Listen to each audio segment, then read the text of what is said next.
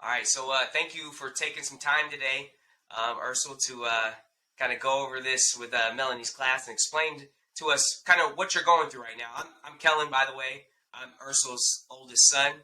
I'm here in Eugene, Oregon, and obviously you at the house right now? I'm at the house. Yep. New Smyrna Beach. All right. So, Ercil, kind of go into it, with us about what you're actually going through right now and the diagnosis and when that all occurred. Okay. Ercil Burton. I actually started feeling bad right about the 1st of September. Didn't really know what was going on. Went to the doctor several times. Got looked out. Actually thought I was dealing with vertigo, which is something that deals with your balance, your inner ear, deals with your balance because I was kind of having some balance issues, dizziness. Those were all kind of the signs. Even wondered about a bad tooth. Maybe it was an infection or something like that. And took some time off, took a few days off, actually took a Labor Day weekend off and took a few extra days there. And I thought, I'll be fine. Got dressed that morning, went to work. And basically, about 3 or 4 hours into my shift, I started feeling the same symptom. And that's the day that, my primary care physician said that I probably should go to the emergency room. Still not really thinking anything serious. They'll check me out, figure out what's going on with me. And they immediately took blood. And about an hour later, they kind of came in the room and they were like that, something seemed abnormal with my blood. There's some cells in there that don't look right. It just kind of looked abnormal. And still, not really thinking, anything serious. I'll be all right. I don't know what they do for that, but I'll be okay. And Right. they kept me. They wouldn't let me go anywhere. So I stayed in the emergency room about 12 hours, and I was finally transferred to Advent Health, Daytona, admitted. And the next morning, a hematologist, an actual cancer doctor, came in. I didn't even really realize he was a cancer doctor till he came in. He got to talking to me, and he started already kind of laying out what was going on and treatment options. And in between all of that, he kind of snuck it in, with the type of leukemia you have. And then he went on straight into treatment options. He didn't even give me an opportunity to respond. And I kind of like had to stop him, like, whoa, we Right. got to go back. Did you just say, that I have leukemia? And he did. He said that I had leukemia. It's acute myeloid leukemia. It's actually probably about the worst leukemia that you can have. And on top of that, I had a rare form of it that only about 2% of the population, has ever gotten. So at that point, yeah, there was definitely shock. It was kind of hard to believe. And like I said, once again, he didn't want to dwell on that. He kept it positive, even though I did kind of have some more questions, but he just kind of Right. went into what the treatment was going to be. And at that point, that's kind of like, in a span of a few minutes, I realized that my life had changed drastically. Absolutely. Now, I know, like Melanie and her class, they're talking about perseverance. That's the thing that they're talking about, and Mhm. I think with what you are going through and what you're going to go through to get yourself healthy and to get yourself where you need to be, obviously there's a lot of perseverance goes on. And when I talk to people about your situation, it's funny. The one thing everyone asks me is like, "How's he doing?" And I said, you know what? For somebody going through what he's going through, I don't know a person that would do it any better. You know what I'm saying? Like for me, what is your motivation? Like what keeps you battling? Like what keeps you fighting and keeping yourself in good spirits? I know everybody's going to have a down day or down moment, Right, but what right. keeps you overall in a positive And place? I'm glad you said that about the down day and down moment because initially that's what it was. I was thinking all kind of things, and most of it was Right. negative. It was not good. It was, I'm going to be sick. Am I going to die? I mean, these were some of the questions that were kind of going through my mind. And then once I kind of got a little information on it, and kind of realized, they were saying that I was, in good shape, healthy, and that, with the proper treatment, I could get through this.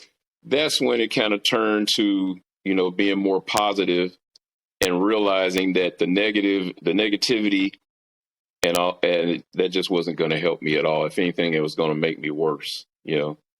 So at that point, it became more of a, okay, I can beat this. I know I can beat this.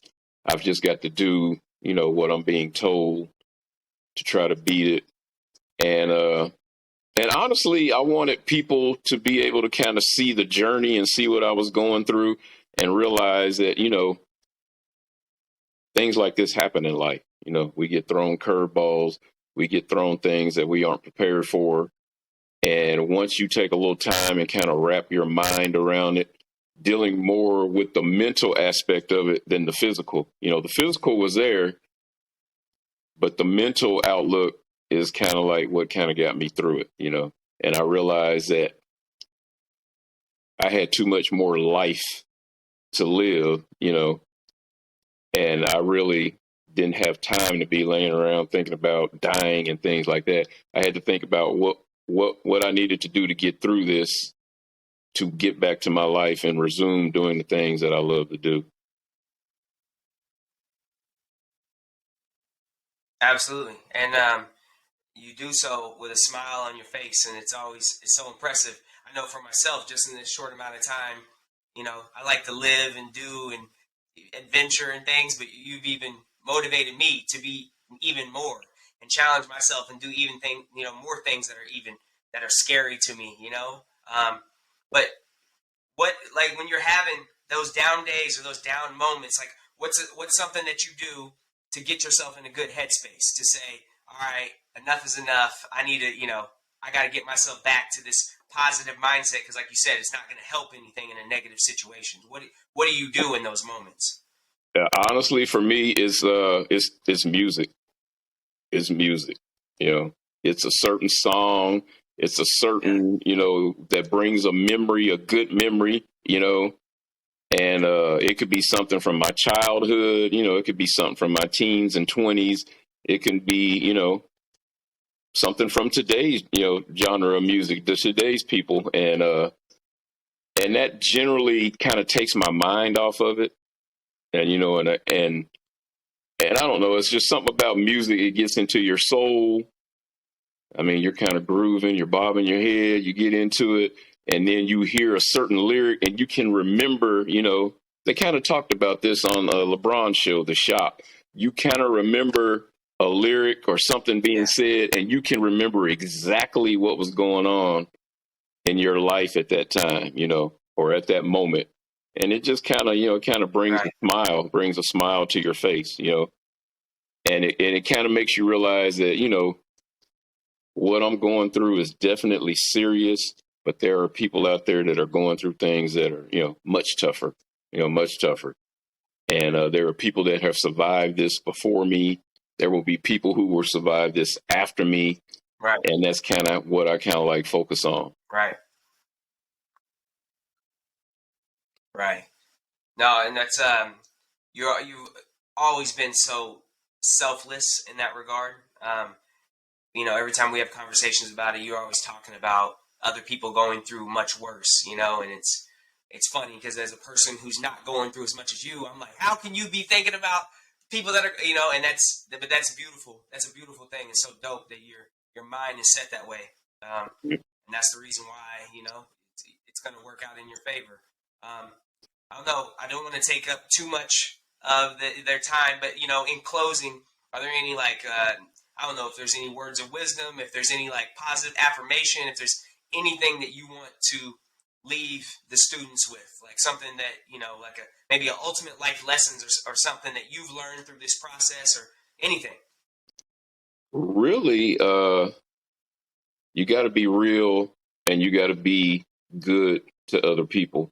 Because here's the thing, through all of this, there are so many people that are supporting me. There are people out there that are supporting me that I probably don't even realize that are supporting me. But I think a part of that is being genuine and treating people the way you want to be treated. It's kind of something that's we're struggling with right now in this country. But you got to be good. You got to be real to people. And when something like this happens, you realize that, that maybe a little conversation that you had with a certain person, you thought, that didn't really go anywhere. And then you find out that this person is, reaching out to you and saying that, I hope you do well. I want to see you make it through this. So we have to be, as a people, we have to be better to each other. We have to be kinder to each other. We kind of have to take time and listen to people. And because everybody out there, like you said, has got something going on. They got problems going on, and I know a lot of these kids that I'm talking to right now, they got problems going on. They don't know what their future holds. And all I can say is just be a good person, listen to your teachers, listen to each other, treat each other with respect. And if you do that, things will ultimately work out for you. And you will realize that you got a lot more people in your corner than you think. And some of those people might be people that, you thought you had some kind of beef with or whatever, you had some kind of problem with, and you really didn't. It was just kind of made up in your mind, or you just kind of approached it that way, because everybody's not going to agree with you and have the same views. And you got to be able to get past that, So, yeah, I mean, I want to see. Actually, Absolutely. I've met some of these kids, and my wife teaches them, and I know that she loves them. I know how she feels about them. So, and I know some of these kids got some tough backgrounds. They got some things that they're really struggling with, and I just want them to know that they can get through that. Absolutely. Absolutely. I think those are great words to leave us with. So, hey, thank you, Ercil, for taking the time out and kind of going through this with us and, talking about perseverance. And thank you, Melanie, for allowing us to have this time and have this moment. So, thank you. And I got to say, I love you. And Yeah, love you I'm too. always in your corner. I look forward to seeing you again and just, you know, going back to how it was before all of this. So, Yeah, appreciate it. yeah, just stay tough This and has stay been strong. very beneficial for me. And I ducked and dodged it. Melanie tried to get me to get in here and get it done. And now that I've done it, once again, it's just one of those things where, you just feel better. I'm glad I did it, you know, and it's something that, Yeah, a year from now, when I'm back to myself and all this is over with, I'll look back and I'll be very proud that I did this. So, yeah, I appreciate the opportunity. absolutely. All right. Well, that concludes our interview.